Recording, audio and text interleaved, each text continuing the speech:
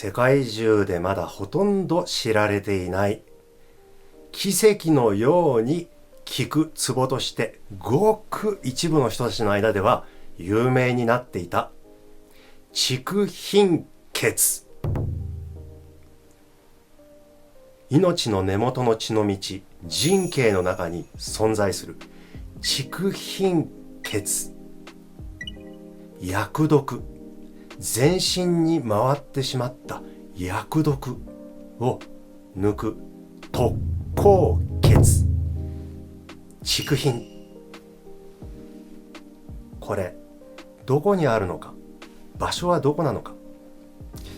なかなか見つけにくいツボとして知られていたみたいなので、間違いなく見つけられるのではないかというツボの位置を前回シェアしました。ほとんど全員の方がここだ、いてと分かってくれたみたいです。もう一度厳密に、そのツボの発見の仕方を見つけ出しましたので、これをシェアしておきます。多少はずれていても大丈夫ですよ。多少ずれていてもその辺で聞きます。で、これは針あまり使わないというか使わない灸、千年灸ですか、もぐさとか使ってここに灸据えるの OK です。この竹貧血は揉みほぐすのが一番早くて効くツボなので手軽です。じゃあ位置を確かめてみましょう。もしも右足の竹貧血を探るのでしたら、右足の内くるぶしのトップ、てっぺんにですね、一番高いところにこう軽く崩したあぐらをかくような姿勢になって、その内くるぶしのてっぺんに小指の腹を当てます。次に、その左手の小指は内くるぶしのてっぺんに、そして人差し指を、この硬い骨がありますね、人差し指の腹をこの骨の一番出っ張ったところに当てます。こう足の内側にこう通っている長い骨ですね、この骨に人差し指を当てます。このポジションよろしいでしょうか。で、この、左の4本指にピタッと指を揃えて、ここが開かないように、隙間が開かないようにピタッと指を揃えて、はい、指の長さもこう揃えます。指の頭も揃えます。こういう具合にピタッと揃えて、右手の小指が当たるあたりです。わかりますね。このあたりをこうもみ強く押してみると、チクっていうかヒーンと感じるところがあります。このズギュンとした感じを分けて言うと、チクッヒーン、思わずのけぞってしまうような感じですね。思わず目玉が上に行ってしまってのけぞってしまう。もちろん命が取ってしまうアクションに素直に従った方がいいですよ。竹貧血、この夏日本中で流行らせましょう。いらないもの、命にとっていらない余ったもの、毒素を炎症を起こして排泄する、このプロセスが一般に症状と言われています。命にとっていらないもの、余ったもの、毒素を排泄する。で、これがね、困ったことに副作用のある人工的な薬物ってのが多い。そういう人工的な副作用のある薬物をやむを得ず外から摂取してしまった時には、竹貧、最強薬毒解毒血、この竹貧をはじめ、この頭を抱えて丸まった時、体をギュッと丸めた時、内側になるところはことにデリケートに揉みほぐした方がいいわけです。じゃあそのデリケートに揉むっていうのはどういうことなのか、実際に、今回はツボの押し方、蓄貧血の揉みほぐし方、究極の術をシェアいたします。まず一つ目、押すときに指を決して反らさない。これ反らして押すと指の関節に負担がかかる。負担がかかるので、負担がかかっている命に押されると、押されている側も心地よくないんです。で、この反らしたまま押す、指を反らしたまま押すというのは、これは絶対しちゃいかんこととして指圧の世界ではよく知られています。ちなみに親指、こういう形で押してきた方は1年2年と経つうちにこの関節がやられてしまう。関節を痛めてしまいます。で、親指の関節を痛めると何が起こるかというと、脳梗塞が起こりやすくなりますので、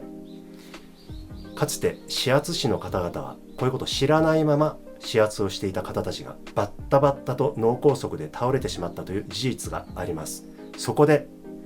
ツボを押すときには掴む形で押すというのが基本中の基本です。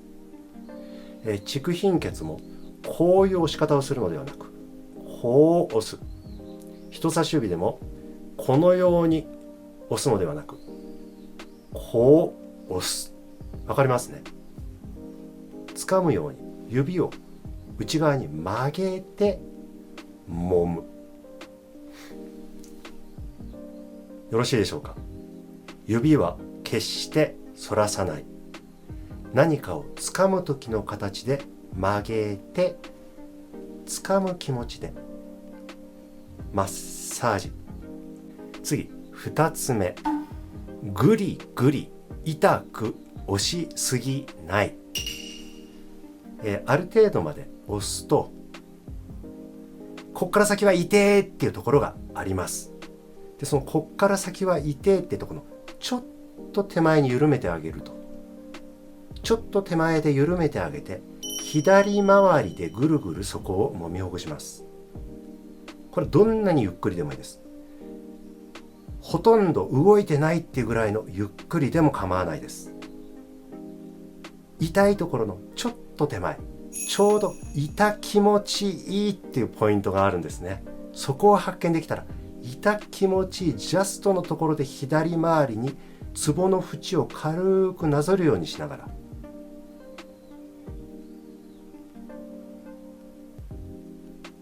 この左回りというのは21世紀の東洋医学の常識でして、これは針を打つ方なども知っている方は用いています。毒気いらないものを抜くときは左回り、つまりツボがここに時計だとして、時計の反対回りにすると、そこから力が抜けていきます。なのでここから毒気どんどん抜けていくぞと、できればちょっとおまじないを唱えながら参ります。抜けてくぞ、いらないものが抜けてくぞ、余った毒素が抜けてくぞっていうイメージ、これは左回りでぜひ参りましょう。2つ目、もう一度言いますね。痛くこうギューッと押し込むのではなく、抜いていますのでね、これは痛てててててヒーンとなるちょっと手前、ほんのちょっと手前のちょうど痛心地よいところで左回りに抜けていくぞ、いらないものが抜けていくぞ、命がどんどん元気になるよっていうイメージで、ゆっくりで良いので、グリグリグリグリとかしないでいいので、ゆっくりと揉みほぐします。じんわりじっくり参ります。コツ3つ目、これはですね、指先で押しているというよりも、命丸ごと棚心を添える、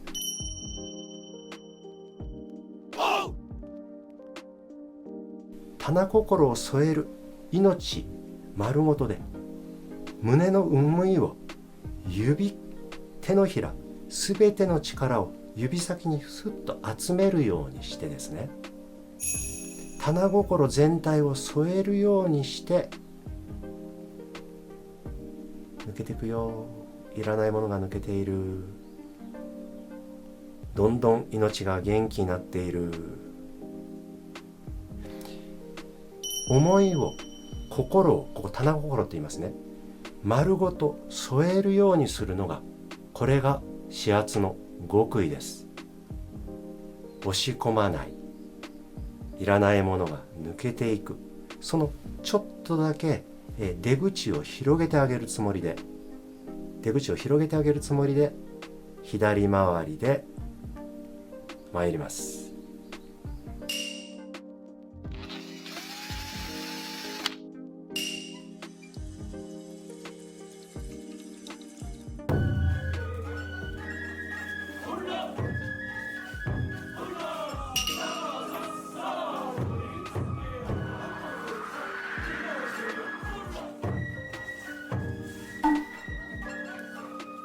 まずはこんなところで試してみてください。一度にあんまりたくさんお話をしても、とてもじゃないけども何が何だかということになってしまっても困りますので、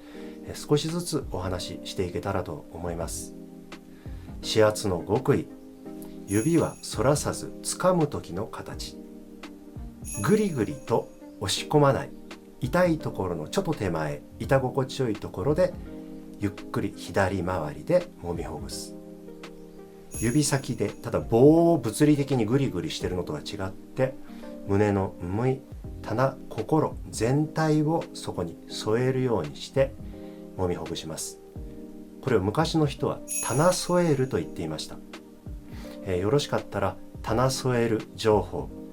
このチャンネルの5番目のシリーズの5つ目と6つ目に載っています。最後に画面にそちらの、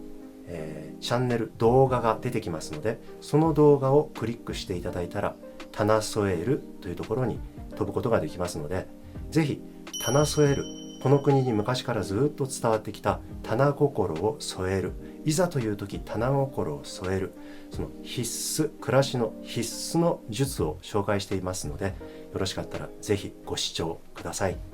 次回もまたツボ、厄毒を抜くツボ、さらにもう一歩踏み込んで、こんな風に用いるともっと効くというのをお話しさせていただきますので、よろしかったらチャンネル登録どうぞお願いいたします。